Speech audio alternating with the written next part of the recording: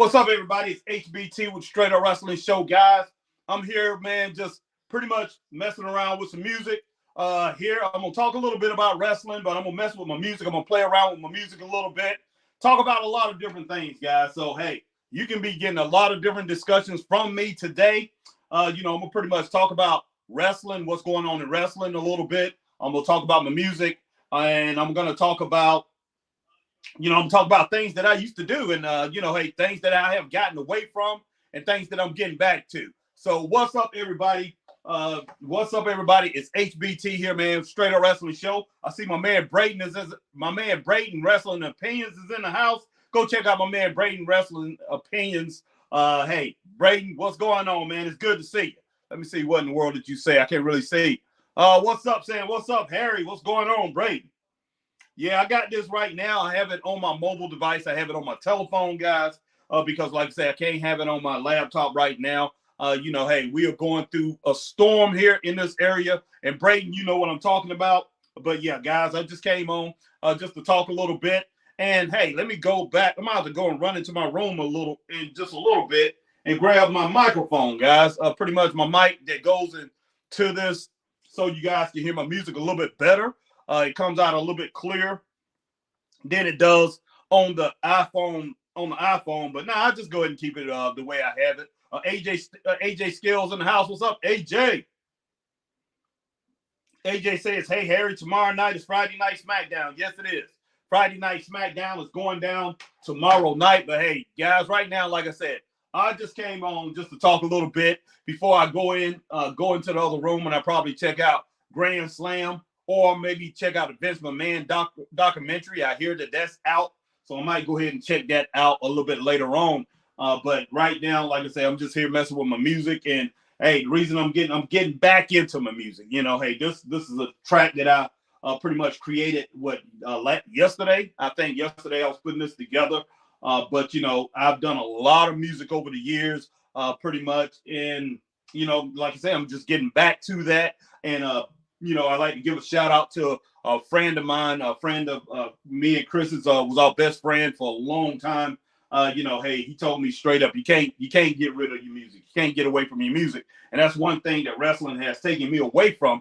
I hate to say it, guys. Hey, I love podcasting, love wrestling. Always was that wrestling super fan, a big, huge fan. Just got back into wrestling about 3.5 years ago. And man, it's taken a lot of energy, taking a lot of time out of a lot of different things. So, so basically now I'm just getting back. I'm getting back into my music. I'm getting back into other things that I've done. It's so many things that I've did over my lifetime. And it's not just wrestling. I know a lot of people out here who know me or know of me and Chris think that this is what I do.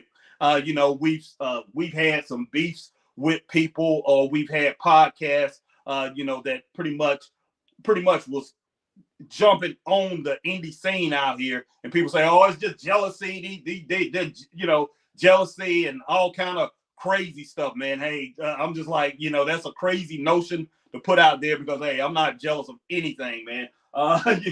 Nobody out here. Hey, I got so many things I've done in my life, and I'm closer to 60 than I am 50, guys. So I mean, it's nothing out here that anybody has that I want, straight up. I mean, I don't care if you got millions of dollars or whatever. There's nothing out here that anybody has that I want. Man, hey, my thing is, hey, live my life right. Hey, try to treat people right, who deserves to be treated right. I'm one of these people. Believe me, I give respect to every man. I show every man respect until you show me that you don't deserve it. That's the way I roll. That's the way I've always rolled. But you have people out here who come out and say, hey, that you got to earn respect. That's not the way the word of God says. The Bible says, show all people respect, show all men respect. Hey, everyone is worthy of respect until they show you that they don't deserve your respect, straight up. So that's the way I am. I've given everybody respect until they show me that they don't deserve that respect, or they have disrespected me to where I had to come back on them. But I've always tried to be that type of person who tried to pretty much calm a situation. But one thing I will say about being in this wrestling business, man, since me and Chris been in this wrestling business, just being podcasters and being asked to do certain things to help certain promoters, I have seen a lot of toxicity out here, man. People are very toxic here. And I thought the music business, now I was in hip hop, man. I mostly hip hop, rap music. I thought that was toxic. Thought nothing could get as toxic as that as far as a business go. But wrestling has shown me different. And for the most part, most of these people I've met out here as far as on the wrestling scene, on the indie wrestling scene, very good people. And for the most part, even the ones who seem toxic or whatever, or that I've had beef with, me and Chris have had beef with, they're good people too. I've met a lot of good people out here, man. But it's one thing about wrestling out here on the indie scene. And I'm sure it's like this around the country. Around the country, I guarantee you it's the same way. People out here on the wrestling scene right now that I know of in the Carolinas and the Georgias, especially in the Carolinas, it's like, they all talk down about each other. They all trying to crush each other, for a little piece of a small pie. And I'm talking about a cheap pie, because none of these guys are drawing anything worth anything of significance to make any kind of real money. And, I can even see the people that trying to shut down certain aspects of the indie wrestling scene and say that's trash wrestling. I can even see, I even see their point of view. I really do, because, I know you don't want anything hurting the industry. I understand that 100%. But one thing that I found, man, these guys will be better off if they work together. They all work together. They would be better off, and they could build something. They could build something very, very strong, something very meaningful.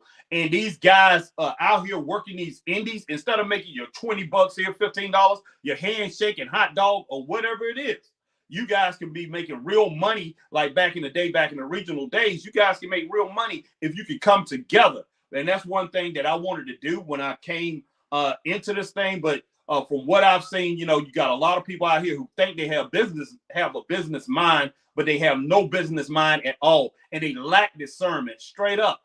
So, man, I'm like, just how much time am I wasting? I know Chris loves wrestling, Chris. But, I used to be what you call a wrestling super fan. I'm not that wrestling super fan no more. I still love it. It's something that I grew up with.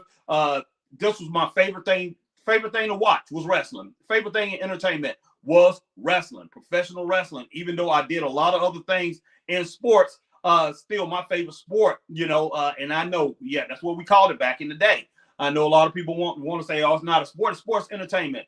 But my number one thing was wrestling. And I stopped watching when WCW went down a little bit, a couple years before they went down, because I seen all the craziness that they was getting into, everything that they was doing. But I'm going to get all these comments here, guys, and then I'm going to do a little bit more on my machine, my music. You can stay here, check me out as far as everything I'm doing musically here. But I'm going to talk about other things outside of music, guys. I might just come up with all kind of random things, guys. That's just me. So stay tuned. Check it out. All right. AJ says, all right, I got AJ. Brayden says, Harry, man, these storms are getting crazy. Yes, they are, Brayden. Yes, they are. I don't know what's going to be going on tonight. Brayden says, tomorrow we ain't going to be crazy. Yes, sir. FM MVP in AEW. Yes, he is. Shane O'Mac spotted with Young Bucks at airport.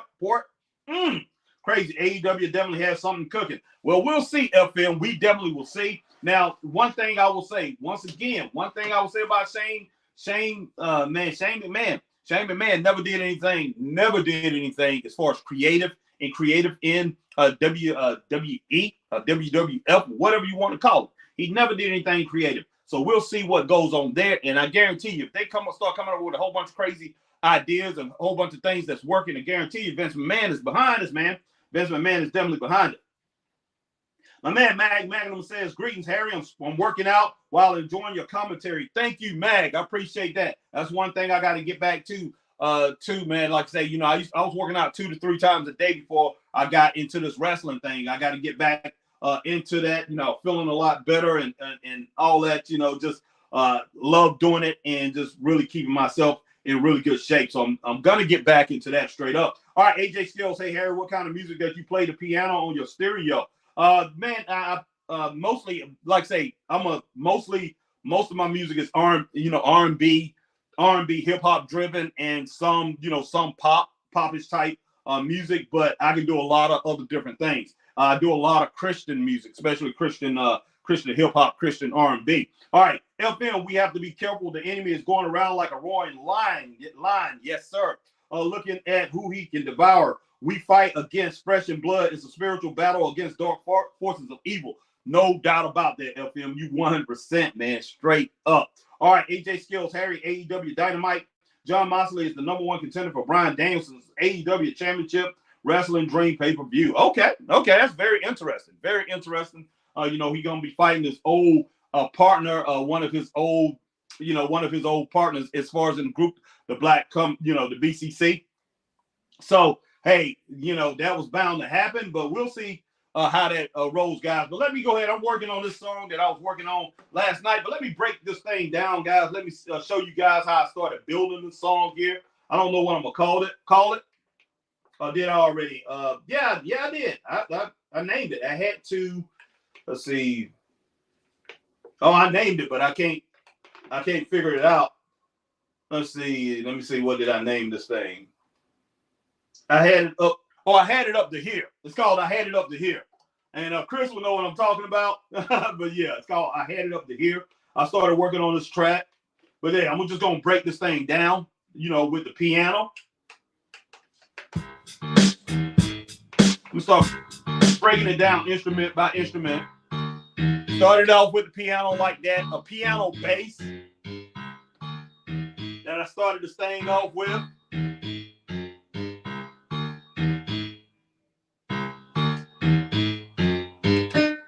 Then I added a little bit more piano to it. Let's see. Wait a minute. Where is it? Where is it at? Oh, I went way past it. Added a little bit more piano to that.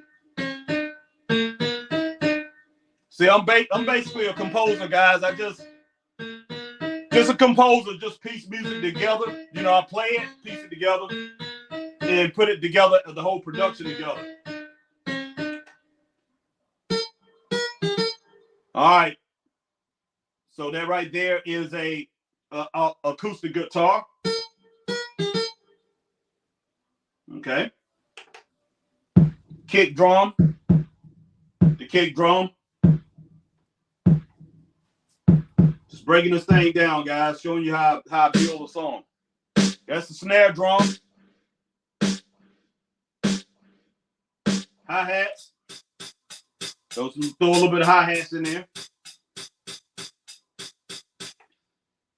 All right, that's an organ that I'm playing with. I'm playing with putting the organ in this. I have in mind of making a Christian. This is a Christian song here. So, all right, that's the way I've gotten to. All right, so guys, let me show you what I'm doing here.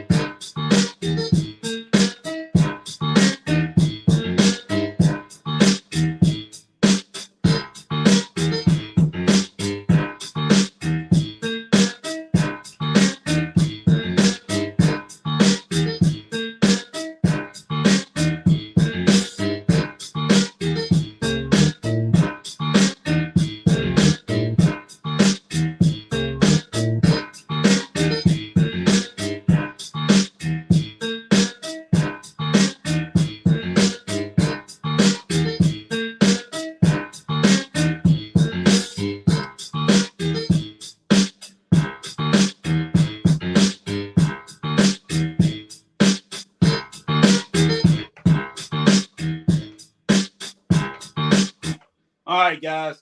Yeah, let me get to some more comments here. Yes, like I said, I'm just sitting here working on a little bit of music and pretty much just talking to you guys and probably talk about a lot of different things outside of wrestling and talk about wrestling too. But I appreciate everybody coming in, rocking with me, man, straight up. All right, where did we get off at? All right. FM says that beat almost sounded like a Tupac song. Ambition as a rider, shades of it in that beat. Yeah, I can I can concur with you. It is. It is. When I think about Ambition of a rider, yeah, it definitely rolled with this beat. It definitely have elements of that track in here, man. So I'm 100% with you on that, FM. But yeah, I'm trying to figure out something here with this pretty much the organ that I'm trying to put in. So let me check that out. I'm trying to figure out which organ is going to roll with this song. It's going to sound best with the song. I had a full organ in there at first. Now I have a organ one. That full organ was kind of, this one right now is kind of, this is a deep organ too. It's kind of like taking the song down a little. I think it's overpowering the song. So I'm gonna try to find something that's not overpowering the song that's gonna sound good. Okay.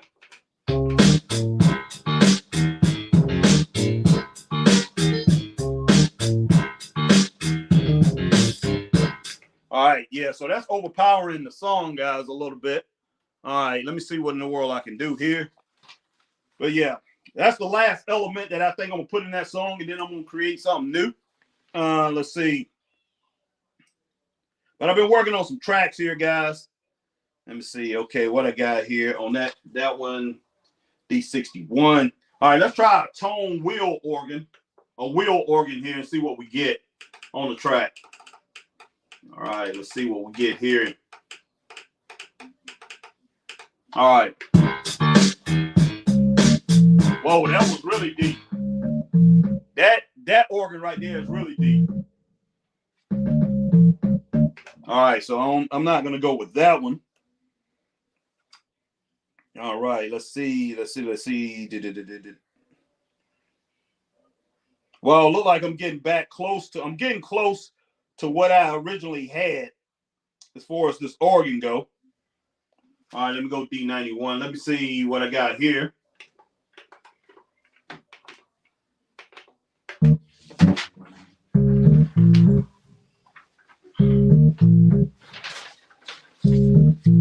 All right, that was pretty deep too.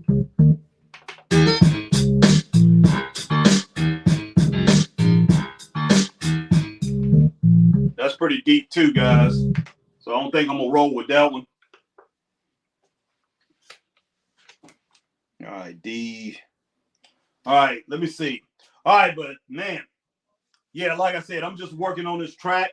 I'm probably gonna have to go back and rethink this as far as that instrument, as far as putting that in the song, because this basically has drums and piano. That's all it has in it: drums, piano, and it has an acoustic guitar. I want to keep those elements in it. You know, with my music, I like to hit it with a high kick drum, a hard kick drum, and a hard maybe snare drum. And I like to put a hard bass line in there, a dance bass, a rap bass, a pick bass, a velo bass, those type of things, a upright bass, maybe something like that. Put that in my tracks. And then I like to put a funk guitar, a clean funk guitar, a rock guitar, or, I like to do certain things like that, the way I build my songs. And then I'll put strings in it, maybe a horn, pop brass in there, something like that. That's what I usually do as far as my music. Now as far as sometimes with some Christian songs, I just go piano bass. I like to go piano bass, organ, and things like that. And when I do that, I try not to get into my normal habits of going and adding all those other different instruments that's pretty much more associated with pop music, even though I know we have the Christian music, we have the Christian pop music that's out here, the Christian mainstream music that's out here. But I try to keep it. I always try to keep it to where it can be. What can I say? Where you're gonna know, hey, you're gonna know the difference as far as hey, if this is a Christian song or that I was heading to the elements, there's always got to be something in there. There's got to be a organ in there. There's got to be something that pretty much shows that I'm heading towards that, building towards that foundation. Since I started doing Christian rap music a long time ago, guys, back in '96. But like I say, I still produce everything. All right. All right, FM, would you ever collab with Keith Sweat? Oh, yes. Yeah, I would collab with Keith Sweat. I definitely would, because it's a lot of things. If I did, I would go back to the Making It Last Forever album, that first album that he did. That's what I would want to base his music on. That's what I would want to do. Not a lot of the stuff that he did after that, because I think that first album, it covered up for a lot of deficiencies that he has as far as his singing voice or whatever. I think he has a very good singing voice, but Keith Sweat has a lot of moaning type deal that goes on, kind of like Mariah Carey. She likes to, like push the envelope with a voice, but Jermaine Dupri, he pretty much pulled back on that. He definitely pulled back on that from her doing a lot of those things. And she came out with the last album that she had, last couple albums that she had, was the greatest albums that she done back in the early 2000s. Man, those albums was incredible. So yeah, Keith Sweat, if I worked with him, that's something I would love to do. I would love to pull back on some of the things that he does, and I would like to go back to that Make It Last Forever, but make it in modern times, the tracks and everything, modern times, a lot of the stuff that he's doing there. But yeah, he's great, man. He's a great writer. He does a lot of good things. Let's see. But yeah, man, last time I produced an R&B album was over in Australia in 2001. I produced an R&B album over there. Very, very talented artist. Did not bring it over here. We had a lot of different things that was happening, but over there, it hit the charts. It was top 10 over there in Australia. It was very good. All right, let's see. Brady says, Harry, you need to start making intros for YouTube channels. Some of these beats will be great intros. Appreciate that, Brady. We'd love to do that, man. It's some, I'm going to have to get into that, definitely. All right, my man FM says classic album. Yes, sir. Black Rain 7920. Keith used to write, Keith used to whine, laugh out loud. Yeah, that's what I'm talking about. I don't want to, that's the Keith that it's not that I didn't like that Keith. It just, after the Make It Last Forever, Make It Last Forever, that album, after all that, something just ain't right. I think he came out with that. And I remember that I bought that on cassette tape. It was just, he used to blast that in the car, man. Me and my boys, we used to go around just banging that. And wow, a lot of his music, was on that New Jack type swing sound. It was close to the things that I've been doing, that I was even already doing. It was very close to my sound. So I was very impressed and loved that sound. And then he started coming out, and the next album, man, he changed the whole deal. And he's my, baby, just whining. Man, come on, dude, what are you doing? So, Black Rain 7920, I'm 100% with you, man, 100% with you. All right, let's see. Okay, wow, man, wow. All right, but yeah, I gotta get this organ right, guys. I've got to get this organ right so I can move on from this. Okay, man. Let's see. Let me go to 84. Let me see what I got here. Okay, here's another one. See. All right, this might go with the song.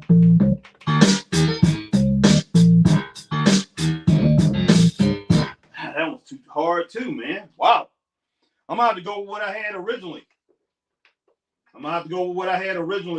Usually that's what happens when you put an instrument in. It's kind of hard to change from that instrument, the sound of that instrument, okay? Because this is what I actually had in the song before organ. Okay, got a full organ, had a full organ in there. See, check that. That's the original organ for the song.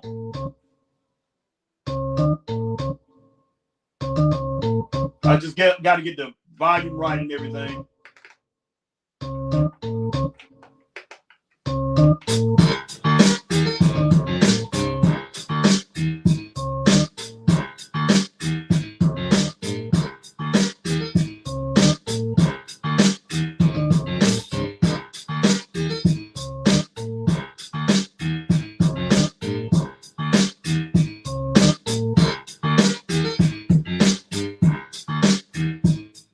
Once I get in the studio, guys, to be able to brighten that sound up, once I record it, and pretty much put some verb on it, and maybe mess with it a little bit, add a little, some highs to it, take some of the lows out of it.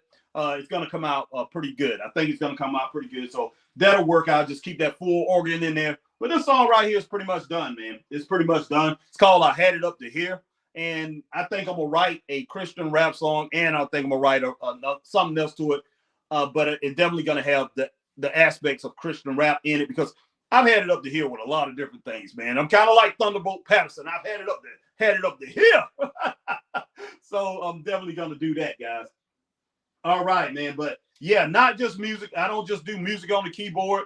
I haven't wrote a song in a while, guys. But I am a writer. I am a hip hop artist. I am a rapper, guys. I was one of the top 10 rappers from 1996 to 2002 in the country. So hey, I do have that on my resume, and I've had several songs hit the top 10.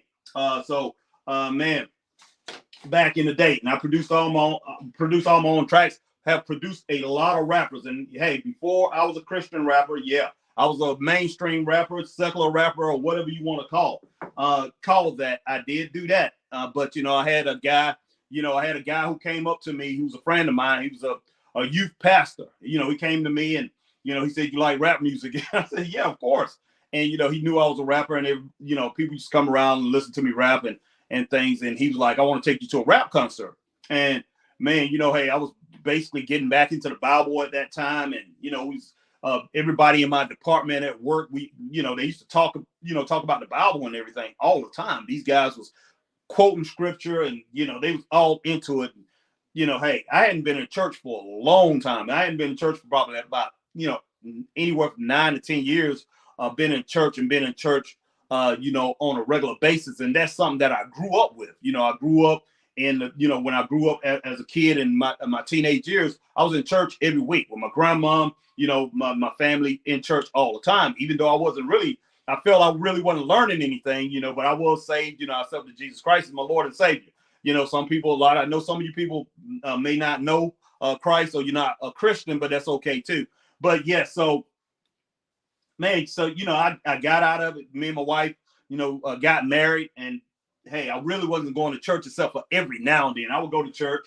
Still didn't know the Bible like I thought I did, or at least I thought I didn't. But then I started, I started hanging around these guys at work, and man, they started bringing a lot of different insights to the scriptures, things that I heard when I was growing up, but really didn't understand. And they started, showing me things, and pretty much teaching me things, and it just brought me back the spirit, the spirit that was already in me, that was basically dormant, because hey, I really didn't know how to manifest the Holy Spirit. Hey, it just started, all that stuff started matriculating towards the scriptures, and and God started telling me, exactly what he wanted me to do with my life. So hey, it was amazing, guys. And my music changed. I went to this Christian hip hop concert, and it was a local group called The Pride at that concert, but it was a national group called Grits. They was in this concert. I walked in there, man. I never felt anything like it, man. It was incredible. The Spirit of God was on that place as soon as I got out in the parking lot, guys. And it felt the same way like when I got saved. When I got saved, I felt that the Lord brought me up out of those pews and walked me down that aisle. Same thing. I get out of the car, I felt that same spirit, man. I walked in the place, and those kids was just in there dancing, and they was in there dancing to the Pride, and these guys were just going off, man. They were just rapping. Three young white guys, man. They looked like the Beastie Boys. They were just going off, and I'm sitting there, my mouth wide open. And then right after that, you had Grits come on, the group called Grits. And like I said, it's a national group. They dressed in Adidas suits, and Adidas suits is kind of funny because that's what me and my boy used to dress in. Adidas suits. We used to try to be like Run. We was kind of like Run DMC. A lot of people said, we sounded a lot like them when we was rapping and everything. But we both think we was better than them. We definitely was as far as lyrical wise go. But man, you just can't replace Run DMC straight up. But Grits was in there, and they had Adidas suits on. They was like Run DMC. These guys was going off, man.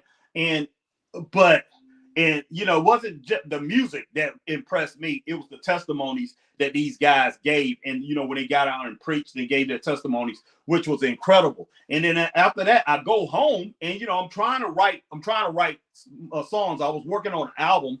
I was working on an album at that time. I can't exactly remember the name of it, but I had a few songs on there. I had a song called Just More Rhymes on there. Had a song called Always Funky. I had a song called Carolina Rockin'. Had some great songs I was working on as far as on this album. And man, hey, I'm sitting there, I'm trying to write a new song. I started writing Christian lyrics. I did it again. The next song I tried to write, I said, oh, this will be another good a Christian song as I'm writing a secular song. So, you know, that album, I had 7 songs completed. Did 7 songs, a song called Centers to Rock, great song. I had 7 songs completed in the studio. Everything was sounding good, but I ended up changing everything. Became a Christian rap artist. Put out my first single, Greatest Man Alive. That song went to number 4 in the country, man. You know, like I said, it was a friend of mine who actually submitted the song, you know, to the record company and everything. You know, I didn't know anything about it. All I know is he submitted it, and they started putting it on the radio and everything, and the song just blew up.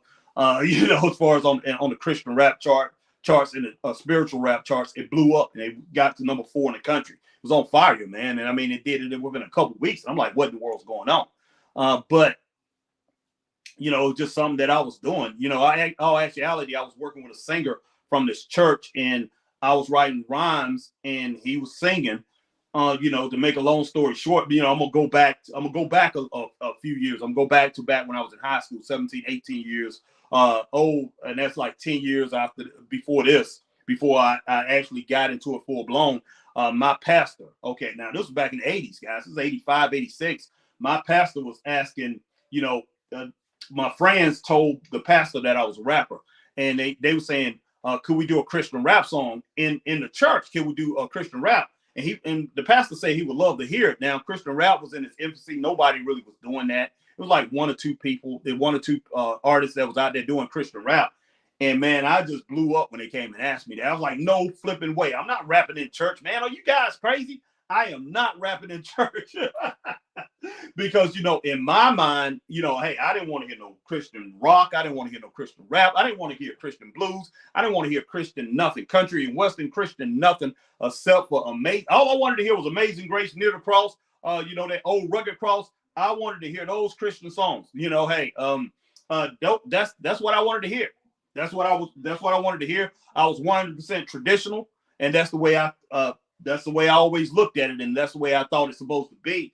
Even though I thought those songs sounded very old to me, man, very old to me. Even back when I was a kid in the 70s, I'm like, these songs sound very old and very outdated. And I was like, you know, most young people, you're not gonna save them with that kind of music, with that style of music. But as far as appropriation for the church, that's the way I felt it's supposed to be. And you know, it is what it is. But guys, you know, like I said, I'm just sitting here running off at the mouth. But let me go ahead and get some more comments. I appreciate the ones who are here, who still stand here. And guys, I'll be here for a while. I really will be. I will be here for a while. Yeah, I was more conscious rapping, FM. You know, some party type style rapping. I never got into the gangster rap feel or anything like that. You know, didn't cuss with my rhymes or anything. You know, pretty much you can go back to my style being like the DOC. Remember the DOC? You know, that was hanging out with Dr. Dre. Pretty much LL Cool J, early LL Cool J, Kool Moe Dee type style rhyming. That's the things that I was doing. Pretty much KRS-One. You know, hey, no profanity in my songs, no gangsterism in my songs. Now, that's one thing they tried to get me to do. You know, hey, me and my boy, we signed with MCA back in the day. And then, like I say, we broke up because he decided to go to school. His mom was always wanting him to go to school. You know, we signed up with them, and then we got involved with the Juice Crew and all that. He was from Long Island, New York, which I'm from South Carolina. He's from Long Island, New York, and I mean, great rapper. But, you know, he got us a deal with the Juice Crew, Cold Chillin' Records. And we was about to, you know, we well, we did do some touring with them, a little, small tour. We did a small tour. Then supposed to do some big tours with Big Daddy Kane, Biz Markie, Roxanne Shante, MC Shan, Marley Marl, and all those. We was the opening act. But he decided to go off to school to become a lawyer. He went on down to South Carolina State, and he was down there for like a year and a half, 2 years, and he came back. Man, he said, "Oh, look, man." He said, "I decided not to do this." He said, "Man, let's do music. School is not it for me." And I was in school at the time too. Like I say, I had started playing football and all that, and I was running track. And I'm just like, wow, he come back, and I had changed and became a solo artist. I started doing solo stuff, and it was hard for us to get jail like we used to jail, man. So it's kind of crazy. All right, let's see. FM taking over AEW, I meant. Okay. FM 85, 86. Good old days, brother. Yes, sir. Yes, sir, FM. But yeah, so, I can give you an example of the way I used to rhyme. Let me see if I can go back, think of one of my songs. Just More Rhymes. I was writing this song right here. This is one of the songs that I had finished. I'm just going to do the first verse. Let me see if I can remember the whole thing. Let's see. It was 16 years. Okay. Think about it. 16 years. It was 19. What year? Let's see. What year did I write this song? Wow, man. It was 1995. I think I wrote this song. So I'm going to do the first verse. 1995, like I said, because 96 is actually when I started, when I got into Christian hip hop, when I did Greatest Man Alive. And I'm talking about Jesus as the greatest man alive, not me.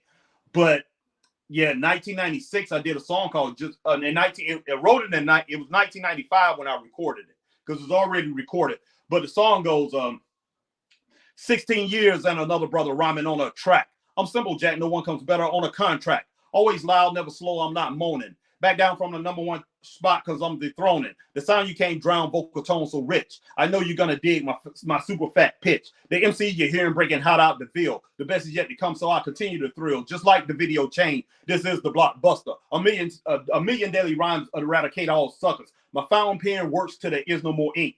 Fresh school has to bring it because your rap style stinks. I keep them dazing because I come complete. I never cheat, give their fans the elite. What else do you want? Just more rhymes? My funky design keep rappers watching from the sideline. Before you come weak, you better pump up your staff. You speak intelligent words, but you can't form a paragraph. The flavor has arrived, so Coolio take a ride. It doesn't matter where I'm from, I can still bump worldwide. Now that right there that's the first verse from Just More Rhymes.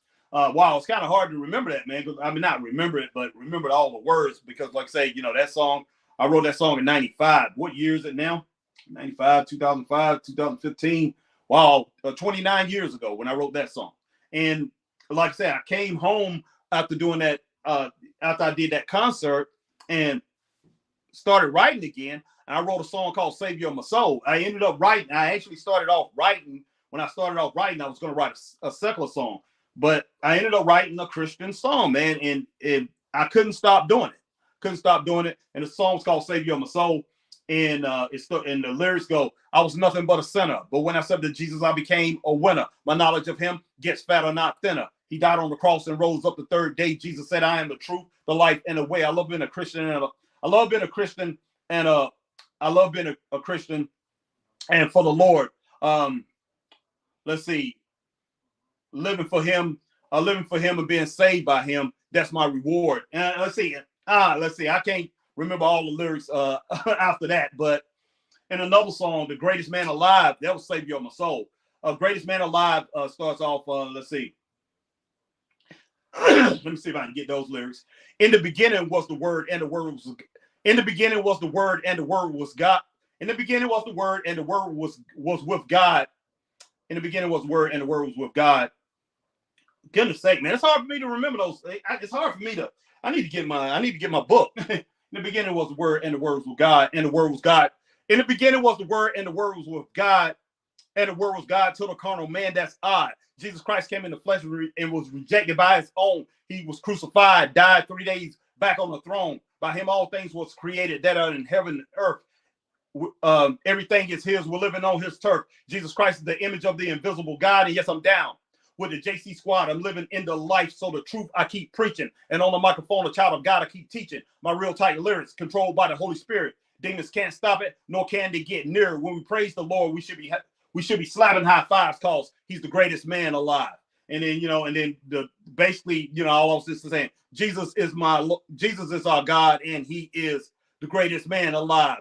Jesus is our God, and he is the greatest man alive. Jesus is our God, and he is the greatest man alive. Jesus is the word, and the music playing, and then I come back in and I said, he's the big bomb. He's the big bomb, the explosion, the big boom. When I'm in the house, God is definitely in the room. He speaks through me to bring the word in rap. I'm always trapped with the demons. I'm always trapped, and in the Bible, let's see. I'm always trapped. No. Let me start it over. He's the big bomb, the explosion, the big boom. When I'm in the house, God's definitely in the room. He speaks through me to bring the word in rap. Never trapped. With the Bible, I'm not trapped, because with the Bible, I'm strapped. Let's see. And no, let's see. I'm not trapped. With the Bible, I'm strapped, and demons are always getting capped. So basically, man, I'm trying to remember the stuff, but like I say, I wrote that song in '96. So I'm trying to remember all this stuff, man. It's kind of hard to do it. Oh man, like I say, I need to pull out my book. But that's one thing I'm gonna do. I got a channel over on here on YouTube, and you can go to that channel. I put it in the description box, guys. The next time that we get on here live, I'll put it in the description box. Guys who's interested in there, you want to go and check it out. I have some of my old songs on it and all that. But what I'm going to do, I'm going to bring out my book of rhymes, book of songs, and, as far as my Christian rap songs, because that's a Christian rap channel. And I have another channel, too, that I'm going to start promoting that has all my secular stuff that I used to do back in the day, and the secular artists that I used to produce. So I'm definitely going to bring that out, too, man. But like I say, hey, for over 3 years, I haven't done anything except for, I haven't done anything with my music, haven't been rapping or anything. So haven't pulled out any of my songs, haven't listened to my songs. So some of these things are getting fuzzy. Some of the stuff are getting fuzzy. I mean, I remember all the songs that I've done, but as far as, I used to rap off these things all the time because I was performing them. But so it's kind of crazy, man. It's kind of crazy. Dang, 95, that's when Coolio was blowing up with Gangsta Paradise. For Dangerous Mind soundtrack. Nice. Yeah, that's the reason I say it. Listen to it, listen to it one more time. FM, I'm gonna go ahead and get into those lyrics. Like I say, listen to this on 95. Like I say, I wrote in 95, I wrote that song, Just More Rhymes. But listen to the first verse, listen to what I say, listen to what I say at the end of it. But 16 years and another brother rhyming on a track. I'm Symbol Jack, no one comes better on a contract. Always loud, never slow, I'm not moaning. Back down from the number one spot because I'm dethroning. The sound you can't drown, vocal tone so rich. I know you're going to dig my super fat pitch. The MC you're hearing breaking hot out the Ville. The best is yet to come, so I continue to thrill. Just like the video chain, this is the blockbuster. A million daily rhymes eradicate all suckers. My fountain pen works till there is no more ink. Fresh school has to bring it because your rap style stinks. I keep them dazing because I come complete. I never cheat, give their fans the elite. What else do you want? Just more rhymes. My funky design keep rappers watching from the sideline. Before you come weak, you better pump up your staff. You speak intelligent words, but you can't form a paragraph. The flavor has arrived, so Coolio, take a ride. It doesn't matter where I'm from. I can still bump worldwide. So like I say, I was just at that time, I was just saying Coolio, take a ride. So because like I say, Coolio was the big thing, man. At that time, Fantastic Voyage, Dangerous Mind soundtrack that came out and everything like that. So yeah, so pretty much I was pushing some of those lyrics toward Coolio there. Even though I wasn't really dissing him, some of that stuff was coming out, and the record company and everything loved that, man. But yeah, I'm glad that I stopped doing that. As far as but I had a hard time, man, because the record companies, the record labels, my management, all of the agents, they wanted me to cuss on my songs, man. They wanted me to do that, and that's something I wasn't gonna do, even though I wasn't living a Christian lifestyle or anything like that. All I was a church boy, a church going boy when I was growing up. But yeah, I did not want to curse, because when I came up, rappers wasn't cursing. So, and you had a lot of these guys, even the ones that was gangster and that was cursing, a lot of them had the ability not to. They was dope enough, they was fresh enough, man, to where they didn't have to cuss, but they cussed. They did. And when it boils down to it, as much as they don't want to like to take, a lot of these guys do not like to don't want to take accountability for it. But it's a lot of the reason why we have rap music the way we have it today. You know, with these kids, because hey, what did they grow up with? They grew up and their parents was listening to all this mess, man, and this and you know the N word here and there. You know, everything was just rapping about calling girls out their names, calling women out their names, and talking about rims and making money and all that stuff, man, sex and every other thing. So when these kids hear that, when they growing up, what else you think they're gonna rap about as they get older? But the one thing about it is these kids didn't think they had to have talent. They didn't think they had to write. You know, they just think they have to rely on a freestyling. Now, freestyling is a good thing because man, there's a lot of times it got me and my boy out of a jam. You know, the other guy that I was rapping with, you know, he would forget lyrics on stage. I never really forgot my lyrics. I think I forgot a couple times because you write a new song and sometimes you have so many different songs in your head, you may forget something. So you might get to a line and then, like say, and it just disappear. But you keep flowing, and and sometimes I had to roll into a freestyle to get that thing off. And then every time I roll back into the freestyle, and I will remember what I was supposed to be rapping about, I will always freestyle it into that next verse or whatever. So freestyling is a good thing. But these kids, man, I took it to another level, and they started mumbling and everything else. Just crazy, man. Just crazy. Yeah, no doubt about that, FM, man. Yeah, I'm glad I didn't sell out either, especially when I see what's happening to a lot of people, especially with Puff Daddy. You know, I see what happened to a lot of people. I'm like, wow, man, wow. I'm glad I did not get into that part of the industry. It's bad, man. It really is. But wow, but yeah, a lot of things going on, man, in the world of professional wrestling right now, and as far as Raw this week, the ratings wasn't nowhere near what they should have been. They barely got, I think they got a little bit under 1.4 million. You had NXT did 620. Now for AEW, this AEW is a big show.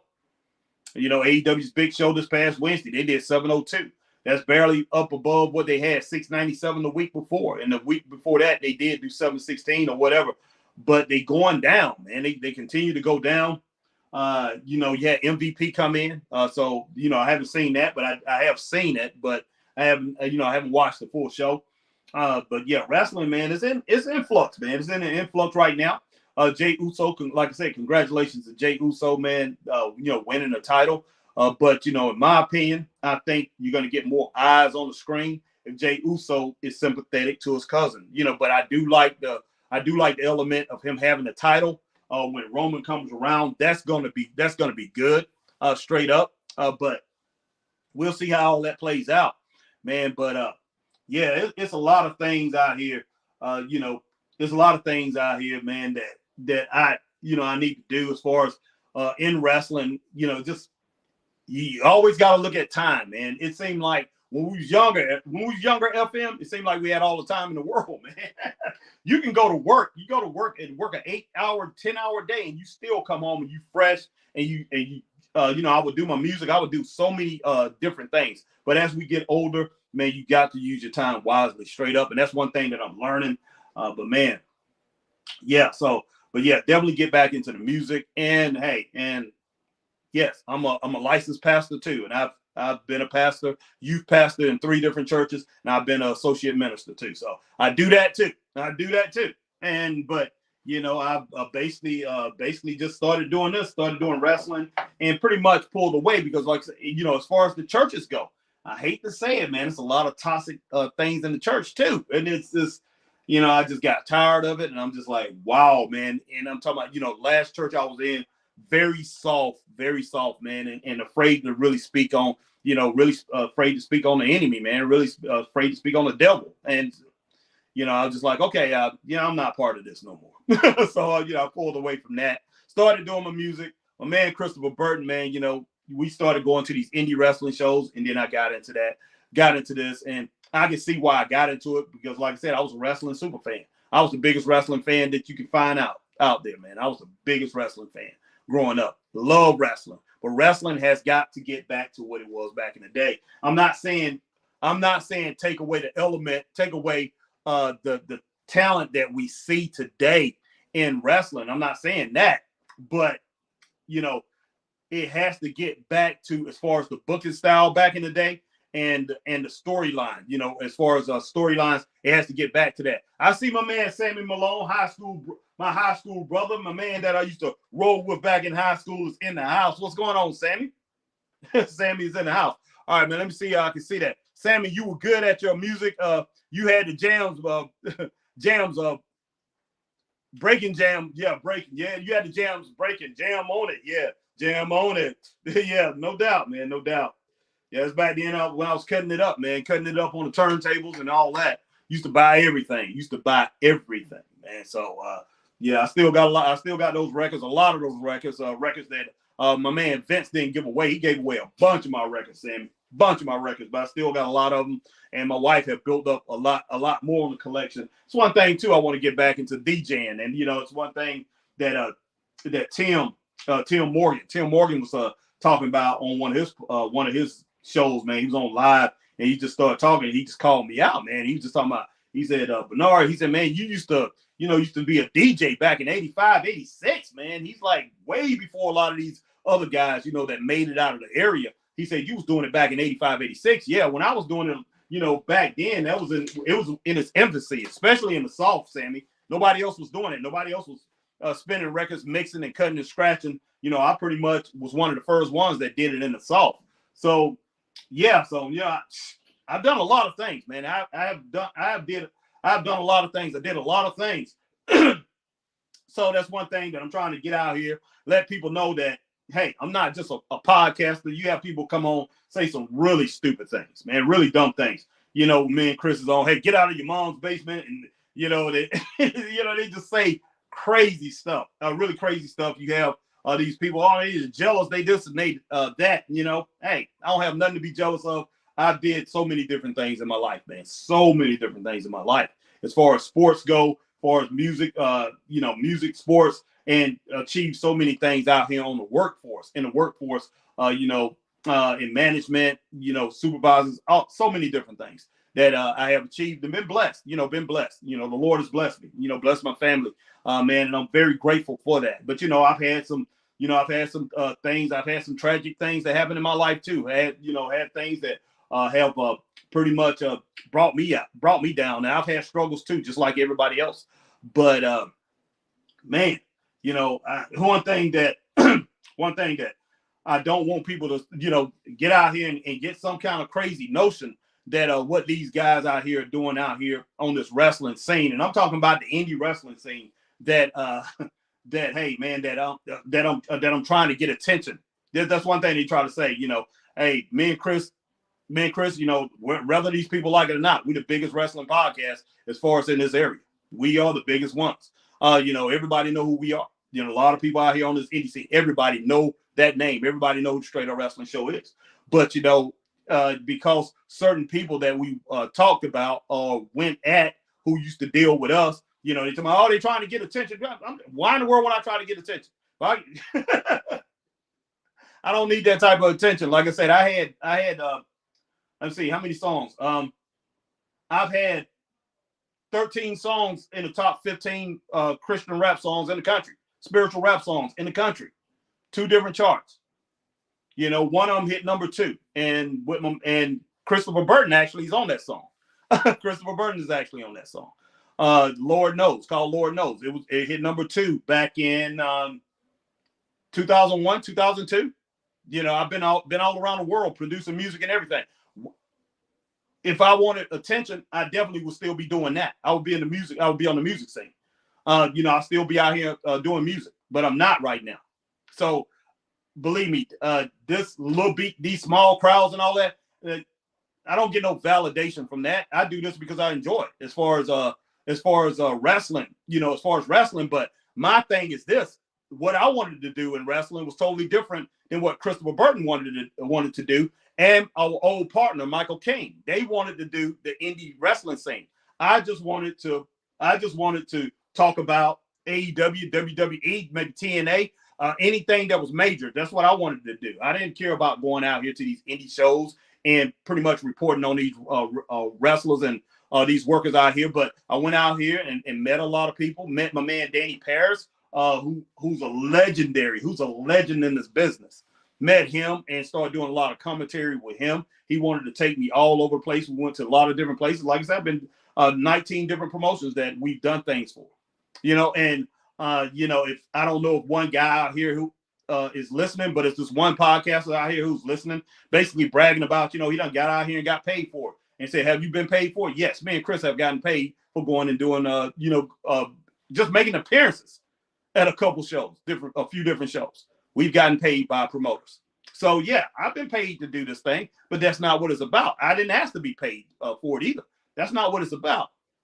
It's about building wrestling, man, building independent wrestling. I want to see each and everybody out here, man, get paid very good, very well. I would love to see that. And helping these guys, man, and building something special. But yeah, it's just these guys, man. A lot of people out here on this indie scene, especially these promoters that's running around. And I don't care who hears it. You guys know I don't care, man. You guys all out here, you want to be leaders. You guys want to run the business. When you guys have no clue. You have no clue. You have broken lives, most of you. Some of you don't. But your lives already broken and everything like that. And but you guys want to rule everything. And you put down other people.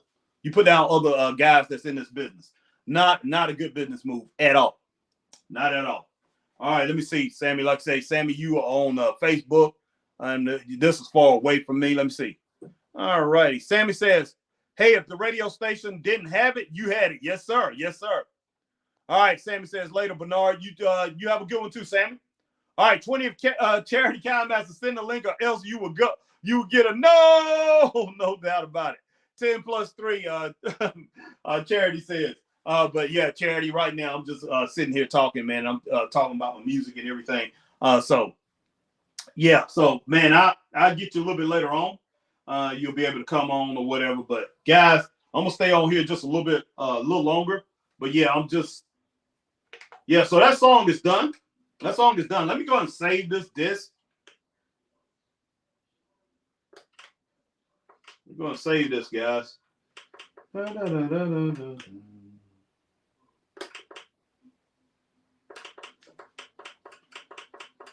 All right, and prayers to everybody that's in my area, everybody that's here in South Carolina, North Carolina, in the path of the storm, Florida to Georgia, wherever you at, if you're in the path of this storm, or just, prayers to everybody out here, man, especially the Straight Up Wrestling family, all of you, and whoever's in the path of the storm, man, be safe, be careful, and, I pray for you and your family, pray for you as you get in and out of your cars, that you're being taken care of, because this storm is pretty much, it's hammering, man. It is hammering whoever's in this path, and all we can really do is pray, and hopefully everything comes out well, man. Straight up.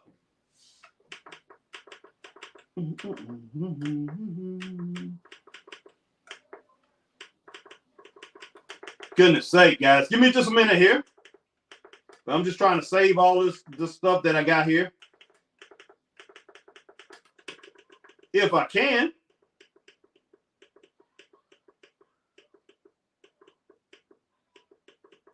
Wow.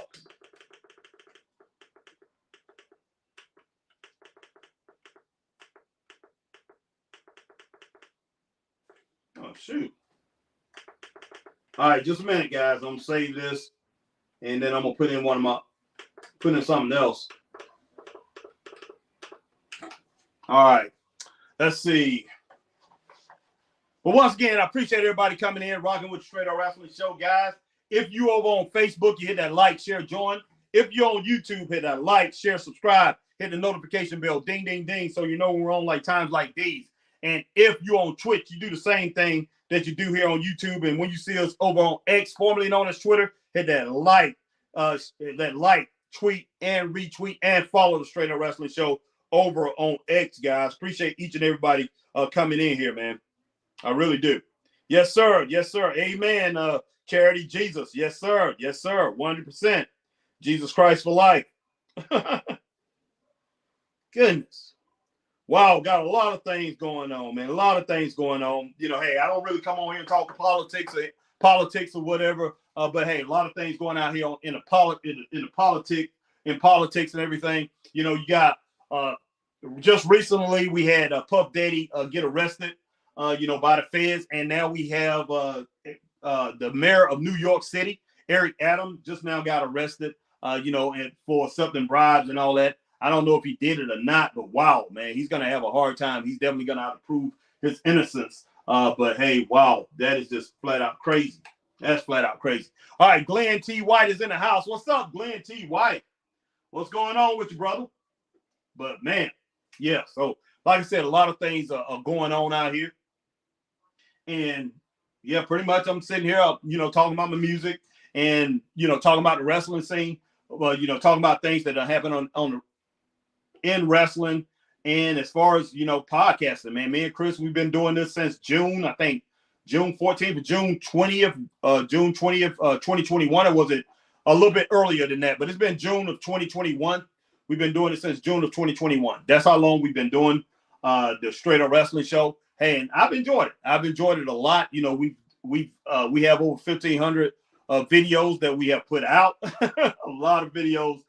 We have 1,400 subscribers here on YouTube. We have like 900 and something, 920 something over on Facebook. You know, and pretty much over on, I'm not sure on Twitch how many we have, and I'm not sure on X either. Not really huge numbers over there, but hey, we're still building. You know, we had to slow things down for a while there, man. We was just out on the indie scene, just going to different indie shows over and over and over again, man. That's what we was doing, just out here on the indie scene. And that's pretty much what Chris wanted, and that's what our old partner wanted. They wanted to be out on the indie scene, you know, which like I said, I really didn't care about that. I really didn't. But I met some great people out here on the indie scene, great people. And even a lot of you guys who think I don't like you, hey, a lot of you guys are wonderful guys, man. Great people, 100%. I'll say that right now. A lot of y'all are great people, but you know, because y'all want to rule, because y'all have taken this thing right here and tried to make it your own, and basically kick sand in the face of other people and bully other people in this business. You made enemies, guys. And like I say, I'm not your enemy, but you know, hey, I will speak up on it. And that's one thing that I have done. And a lot of you guys don't like it. I've had promoters try to tell me and Chris, try to tell us who to promote and who not to promote. I'm not going to let somebody out here on this indie scene tell me who to promote and who not to promote. A lot of you guys didn't like me. A lot of people out here on the indie scene didn't like me hanging out with Danny Paris. Danny Paris is a legend, and I hate to say it. I ain't gonna say I hate to say it. I tell each and every one of you guys on the indie scene, the majority of you, all of you that's out there right now, all of you won't do half of what Danny Paris has done for this business. Not just on the indie scene, you know, Danny have worked with major players in this business, man. Straight up. And there's players out here, there's guys out here that he loved, and man, that love him. And you know, I'll go ahead and name a couple of them. You know, one of them, my man Nick Fury, loved Danny Paris. Danny Paris loved him. Dion Johnson, Danny Paris loved that man. The Black Cat, Dion Johnson, and Nick Fury, great, outstanding wrestlers. And if you hear my voice, hey, definitely go check these guys out on YouTube. Nick Fury, a wrestler. Nick Fury, put Nick Fury wrestler. Guys, to check him out. This guy is outstanding. And he will be wrestling next week at our show on October the 6th. He'll be wrestling at our show in Greenville, South Carolina, that I'm booking for. And Dion Johnson, great wrestler, man. Great, outstanding veteran. Black Cat, we call him Black Cat Dion Johnson. Outstanding. You know, you got other people out here that he really loves, man, and he admires out in the business. Cruiser Lewis, another guy, man, who sets rings up and things like that, and he's a wrestler too. Outstanding wrestler. Danny Paris loves this guy. Boomer Payne, Danny Paris loves this guy. Chris Thunder Anderson, Chris Thunder Anderson. Danny Paris loved him. So all these people, man, that he really loved and respect, man, hey, I have respect for him too. You know, and then there's players, there's other guys out here. Let's see, AJ Styles. Even though AJ, hey, you might think I can't stand you or whatever. Hey, I just had to say what I had to say. Had to say what I had to say about the way you was treating people. But AJ Styles, Danny Paris loved you, man. He really did. And I still have a lot of respect for you, even though I've seen certain things where you say, okay, certain guys like say that I don't like them no more. I don't respect them no more. And I know you're throwing that. I know you're throwing that hint at me and Chris that you don't respect us because we started working with CMW. I started going around CMW. You don't respect us, man. Like I care. Like I said, man. Look, I respect everybody because you know why? Because the word of God says respect every man. So I respect every man until you show me that you don't deserve that respect. And you show me that you don't deserve that respect when you start kicking out all your veterans out of your wrestling organization. Just kick them to the side, kick them to the curb. And you kick them to the curb to a whole bunch of people that used to talk about you, man. They used to talk about your wrestling promotion and how it was trash wrestling. You brought all those guys in and your business died. You basically don't have no business now. You're getting 30, 40 people in your building, maybe 30 paying, less than 30 paying. I've heard about it, man, and I've seen pictures. You're not pulling anybody in there. You're not pulling anybody in your building. So it doesn't matter what you feel about me or whatever, but like I say, hey, I still have a big heart for you. And Jet Morris and a lot of those, you, Jet, Day-Gun, a lot of those guys down there that's working, man. I love each and every one of you guys, straight up. Hey, even Michael King, man, I still have love for him. Even though, like I say, this guy has been a backbiter ever since I met him. I ain't gonna say ever since I met him, ever since he hooked up with certain people. He started backbiting, and like I say, he was against me. So if you're against me, buddy, I'm gonna come back, I'm gonna be against you. I turned the cheek over and over and over again. Over and over again. But this guy has said some silly things out here. And he had something on his that he put on his online that he shouldn't have said. And hey, I got to screenshot it. All I have to do is show certain people in my family what this dude said, man. And like I say, hey, it wouldn't be pretty. Just put it that way. It wouldn't be pretty. But like I say, hey, I'm not gonna do that because I'm not that type of person. I used to be that type of person. Not that type of person no more. But man, I'm just being truthful and honest, and things that one thing I'll say about this wrestling business, it brought out the real Harry Taylor. It brought out the old me, the flesh side of me. It did, which it shouldn't have never done. That shouldn't have never happened.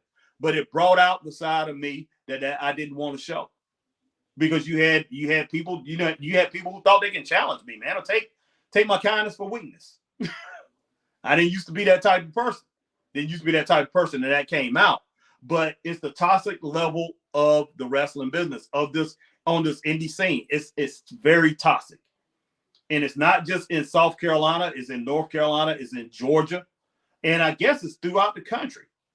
But, which I was talking to Chris, I think is a lot of these guys, they grow up, they watching wrestling.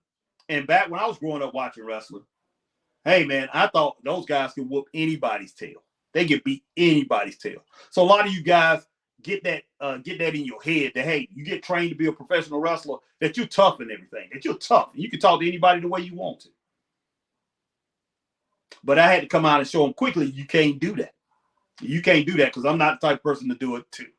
I'm not going to brag about who I am or what I used to do about it. But like I say, hey, you come talking to me like that, and I'm trying to pump you up as a podcaster. I'm trying to make you look good, but you continue on and on and on. Hey, that real person came out, and I'm sorry. I'm going to go ahead and say that. I am sorry. But the real person that I am has come out. It came out. But that right there has to die down. If I have to stop podcasting or whatever, that may be the case. To walk away from this whole thing. And do my music, do other stuff, man. Get back in the pulpit, start preaching about the Lord. That's what I should be doing, because I tell you what, he's number one. But over the last 3 years, man, I haven't been putting him number one. I'll say that straight up. Been living a lie, man. I can't say this is not me. This is not part of me because, guys, it was my number one form of entertainment growing up. Super wrestling fan. And can this be a part of my life going forward? I think he can. I think he can. I really do. And I love being out there with Christopher Burton. And I love helping the wrestlers that we're helping right now. I love working for CMW. I love working shows, man. Giving these guys a little extra bonus money on top of the money that they're getting, from the shows that we run. I love helping these guys out. Straight up. Love that, man. It's a reward in this. I love seeing smiling faces. Love people. Straight up. Love people. But some people take your kindness for weakness and they roll with it. Man, you got one person out here. I'm not gonna say his name.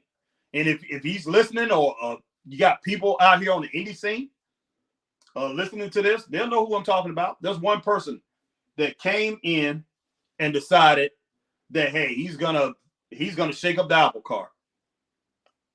He's gonna shake up the apple cart. Came in, and he had another one. This new promoter came in. He had another one that was by his side. All of them toxic. Talking about, those two, and then they got involved with the guy who used to hang out with me and Chris. And then they had another one. And then all of them talking about, and they started talking. And me and Chris, we was about to go in. We was working with a company out here named Uprise. And we was about to go and do some things for them and book for them. And they got really upset because they said, oh, we didn't know anything about the business, even though Chris did wrestle. We didn't know anything about the business and what are they doing and all that. Man, I done promoted things way bigger than this indie wrestling thing that you guys are doing. Way bigger. The music shows and everything that I promoted make that look minuscule. What is it? Minuscule. Very minute, very small compared to the music shows and the boxing shows and things that I've promoted over the years. Very small, man. Very small. And I went into it and have done well since we since we did Chris's wife show. I wrote those shows, man. Been writing the last few CMW shows, and it don't matter what you guys think about the attendance, because that was not my mission. My mission was to go in there and put a good product in the ring. That was my first mission with CMW. The crowds can come later, but you got to change the product in the ring, and that's one thing that you knuckleheads don't seem to get. I see a lot of you guys have big names. I'm talking about big names out here on the indie scene, and you bring in big names and you put on these crappy shows. I've been to some of them and I've seen them. I've seen video of them and been to some of them. Awful shows, man. The shows are not good. You guys do not have no sense of direction of how to, how things should. What I'm trying to say. A lot of you guys do not have no idea how to put things in order. A wrestling show should be like a DJ. You got to be like a DJ. You got to know which records to play, when to put on fast records, put on slow records, slow it down, put on records where people just gonna chill. You need to know that. It's a rhythm. You got to have a rhythm in this. You do. And you got to know how to read the crowd. You do. And a lot of you guys, you have no sense of discernment at all. At all. I'm sorry. You have no discernment at all. Well, I hate to rant, guys. I really do. But that's just how I am. Oh man, I get into all that, but I need to get back into doing some of this music here. All right. Let me see what my man Glenn's saying. Facts. Thank you, Glenn. Thank you. But man, it's crazy, guys. It is flat out crazy. It's been a crazy journey these last 3 years. 3.5, a little bit over 3 years that me and Chris have been doing this. Has been a crazy journey, about 3 years and 4 months. Man, I don't know where in the world we go from here, but we're gonna keep doing our thing. We're gonna continue doing our thing. But like I say, I am on this music tip, man. I'm getting back to my music. So wow. Stay tuned, guys. Stay tuned, because you're gonna see me doing a lot of different things. One thing I'm gonna ramp it up, do a lot more stuff on, as far as on the internet, man, as far as talking about certain things out here. Hey, trying to help people, man, trying to help people. Lately it's just been, wrestlers. I've done a lot with wrestlers and everything, but as far as giving advice and talking to people, and I was a Christian counselor too. So, hey, I've done that. I was a Christian counselor when I was a youth minister. So, I know we have people out here who went to school, maybe for sociology, psychology and things. And I see, and some of these guys in the wrestling business, and they get out here and they give advice, try to give, they give advice. And not putting it down or whatever, but there's certain other things that I wish you would add to that advice sometimes. But man, it is what it is, guys. It is what it is. I just wanted to come on for a little while and talk, but I'm gonna get back on here. I'm gonna get back in, do a little bit more music before I ride on out. Ride on out. Let's see how long I've been on here. Okay, a little bit over an hour. All right, let me pull up some things, guys, here. So pull up some of these old songs here. Let me see if I can bring this up. All right.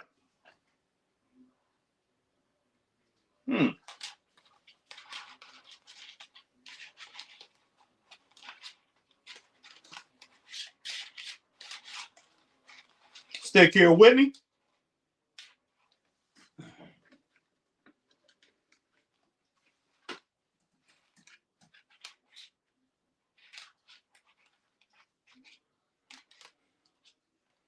Now let's see what's on this disc here. And like I say, everything's on a floppy disk, guys. Floppy disk. I bought this workstation right here. This Core 364 workstation. Bought this thing in 1996, guys. And hey, I love my workstations. Even though I know a lot of the kids, they own, like I say, they own Cakewalk, Fruity Loops, and all that other stuff. They do everything computerized. They do all that computerized stuff. I do everything on synthesizers, drum machines, and everything like that. I like the old school stuff.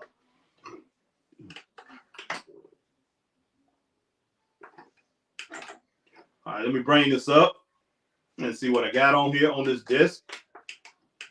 Play some of the tracks on this disc. I think it's mostly R&B stuff on this disc. This disc right here was pretty much the songs that's on this disc is what I created when I was in Australia. When I was over in Australia producing an artist named Lisa Bennett. So most of the stuff that's on here is from the artists that are produced over there in Australia. Maybe not all of it, but some of it is. I know that. So let's wait till this thing go ahead and come up. But yeah, I hope everybody out here is doing well, man. Out here doing well.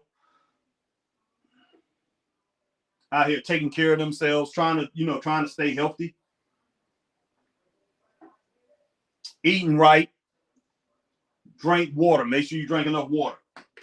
Get exercise. Definitely get exercise. Get out here and walk for 30 minutes or whatever every day if you get a chance. That's one thing I haven't been doing, and I got to get back to doing.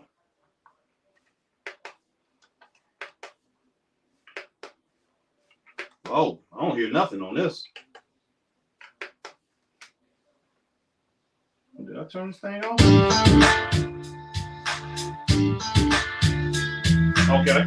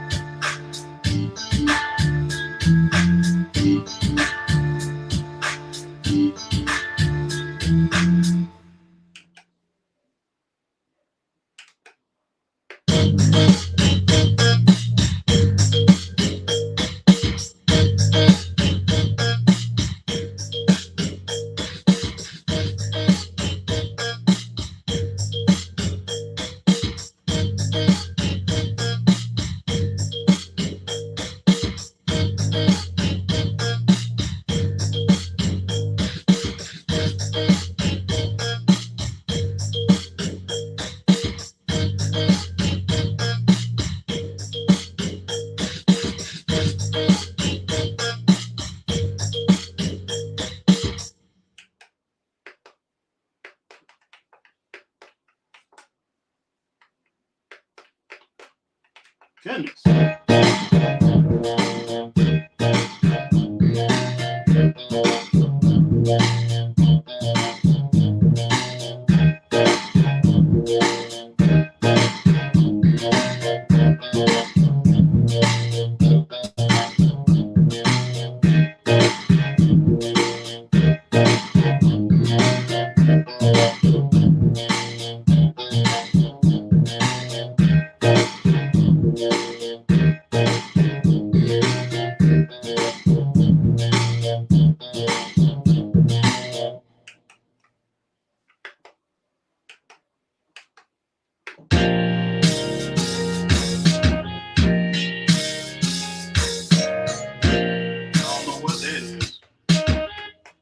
Don't know what that is.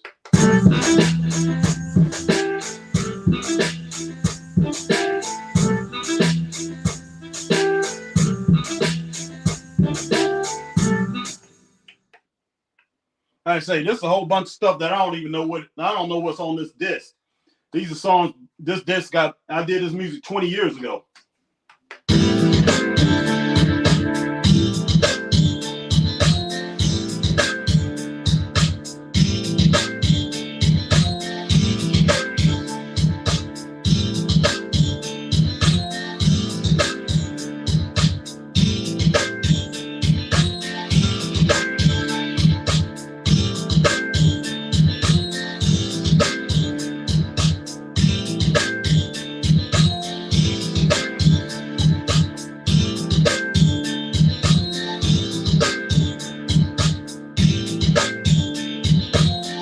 Wow. All right. Glenn says, I got Fruit Loops also for 10 plus years. Okay. So you work with the Fruit Loops. So okay, yeah, cool. Yeah, I have a friend who just started working with it, a young guy that I was producing. He's 14. Now he just turned 14. He uses Fruit Loops. And I was working with him with some of that. And yeah, he has a hard time with it, man. He really does. He really does, Glenn.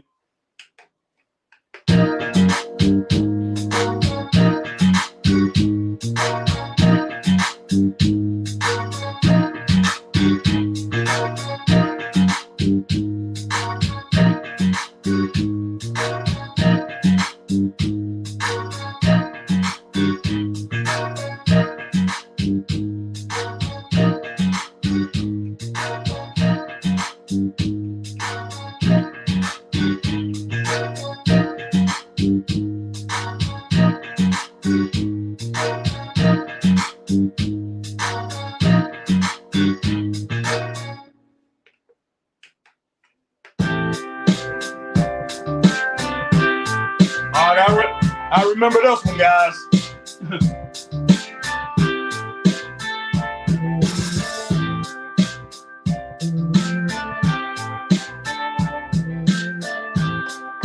Wow.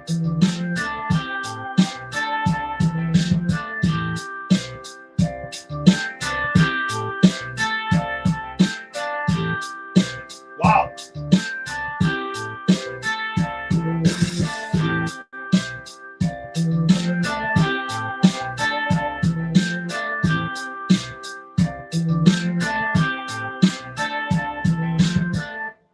Wow, I don't know what that was.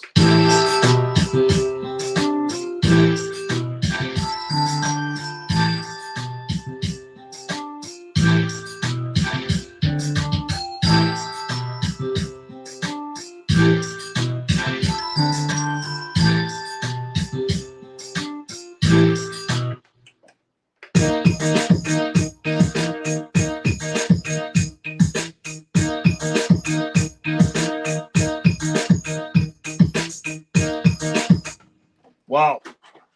Yeah, a lot of stuff on this disc. I didn't know what was on it. But wow. Pretty crazy, guys.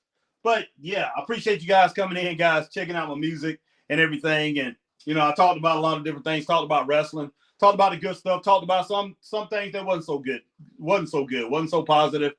Pretty much got into a little bit of ranting about things that's going on on the indie scene here in Greenville, South Carolina, where in South Carolina the upstate of South Carolina and Western North Carolina and a little bit of Georgia.